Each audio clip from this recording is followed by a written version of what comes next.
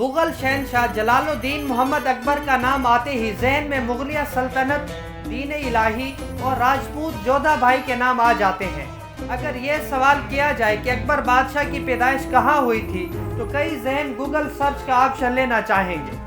अकबर बादशाह की पैदाइश उमरकोट में हुई थी। तारीखी हवालों के मुताबिक हुमायूं अफगान गवर्नर शेर खान से लड़ाई में पसपाई के बाद उमरकोट में क़याम पजीर हुए थे और उस वक्त उस गरीबुल वतन बादशाह के हमरा सिर्फ चंद सवार और उनके रफ़ीका हयात हमीदा बानो थे।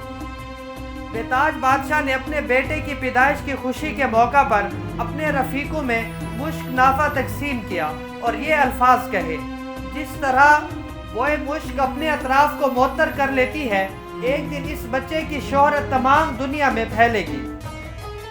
हुमायूं के इंतकाल के बाद अकबर 13 साल की उम्र में तख्त नशी हुए और उन्होंने बज़ोर शमशीर मुगलिया सल्तनत को कई गुना वुसअत दी और अंग्रेज़ों के इस खित्ते पर काबिज होने तक ये सल्तनत कायम रही। मैं हूँ इंजीनियर हाफिज मोहम्मद अदनान। फलाह की मिनी सीरीज़ में आज हम सूबा सिंध के शहर उमरकोट के बारे में जानने की कोशिश करेंगे, जहाँ बहादुरी और रोमानवी दास्तान बसती है। उमरकोट शहर कराची से तकरीबन 350 किलोमीटर के फासले पर वाक़ है। यहाँ मीरपुर खास, सांगड़ और थर से भी रास्ते आते हैं, जबकि सुपर हाईवे से मीरपुर खास और फिर वहाँ से उमरकोट की सड़क बेहतर है। कराची से मिट्टी तक सड़क की तामीर से कबल ये शहर अहम तिजारती सरगर्मियों का मरकज़ होता था और इसको थर का गेटवे भी कहा जाता था। इस खित्ते में उमरकोट का कला सियासत की कुंजी समझा जाता था। ये राजस्थान के मारवाड़ और वादी मेहरान के अहम संगम पर मौजूद है।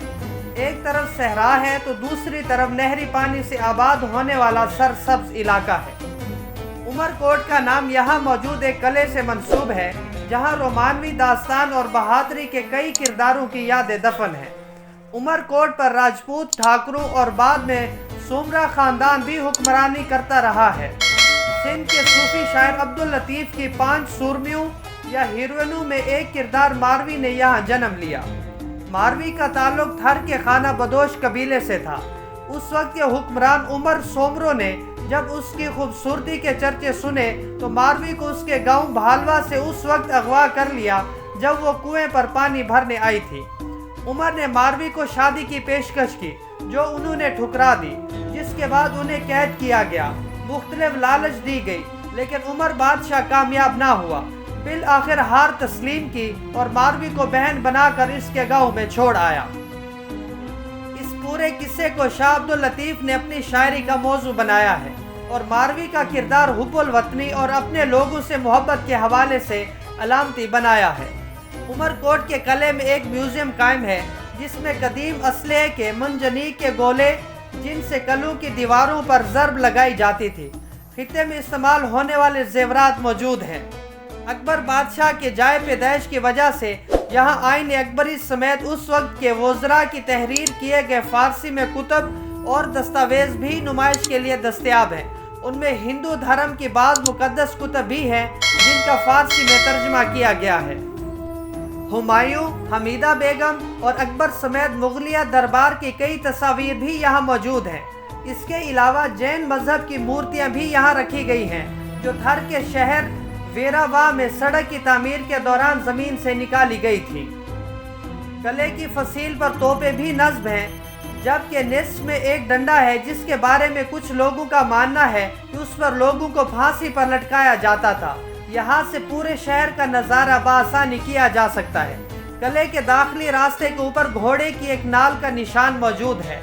मकामी रिवायत के मुताबिक जब राणा रतन सिंह को फांसी दी गई तो उनके घोड़े ने छलांग लगाई थी, जिसके दौरान उसका एक पांव किले की दीवार से टकराया और उस कहानी का किरदार बन गया।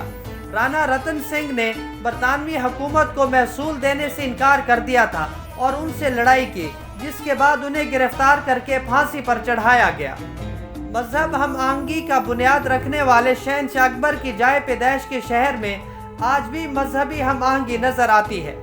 यहाँ मंदिर और मसाजिद साथ साथ मौजूद हैं। हिंदू मुस्लिम आबादी तकरीबन बराबर है और दोनों एक दूसरे की खुशी गमी के अलावा त्योहारों में भी शिरकत करते हैं।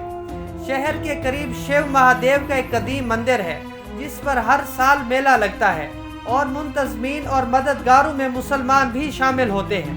اس کے علاوہ قریب ہی صوفی فقیر کا شہر واقع ہے، جہاں صوفی سادے کا مزار ہے جو صوفی شاہ عنایت کی مزاحمتی تحریک سے تعلق رکھتے تھے۔ اس کے علاوہ پتھورو شہر میں پیر پتھورو کا مزار ہے جس کے عقیدت مند ہندو کمیونٹی کے لوگ ہیں۔ عمر کوٹ کے بازار کا شمار سندھ کے قدیم بازاروں میں ہوتا ہے۔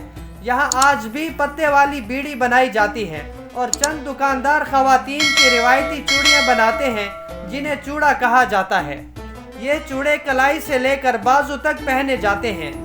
موہنجو دڑو سے ملنے والی ڈانس گرل کے مجسمے کے بازو پر بھی ایسے ہی چوڑے نظر آتے ہیں جو کسی زمانے میں آج یا جانوروں کی ہڈیوں سے بنائے جاتے تھے، لیکن اب یہ فائبر گلاس سے بنتے ہیں۔ پہلے چوڑے مسلم اور ہندو دونوں ہی مذاہب کی خواتین استعمال کرتی تھی، لیکن مسلم گھرانوں میں اب اس کا استعمال محدود ہو گیا ہے۔ سونے کے مقابلے میں یہاں چاندی کے زیورات کی فروخت زیادہ ہے۔ ہندو قبائل اپنی روایت کے تحت جہیز میں چاندی زیورات دیتے ہیں۔ ہر قبیلے کا ڈیزائن بھی الگ ہوتا ہے۔ عمر کوٹ شہر کے ساتھ ہی صحرائی علاقہ بھی شروع ہو جاتا ہے۔ ایک طرف سرسبز کھیت ہیں تو دوسری طرف ٹیلوں کا سلسلہ ہے۔ انڈیا جانے والی ٹرین عمر کوٹ ضلع کے مختلف شہروں سے گزر کر کھوکھرا پار سرحد عبور کرتی ہے۔ یہ قدیم روٹ ہے۔ برِ صغیر کی تقسیم کے وقت مہدی حسن، مشتاق احمد یوسفی اور ڈاکٹر مبارک علی سمیت کئی گھرانے اس سرحد کو عبور کر کے پاکستان کی حدود میں داخل ہوئے تھے۔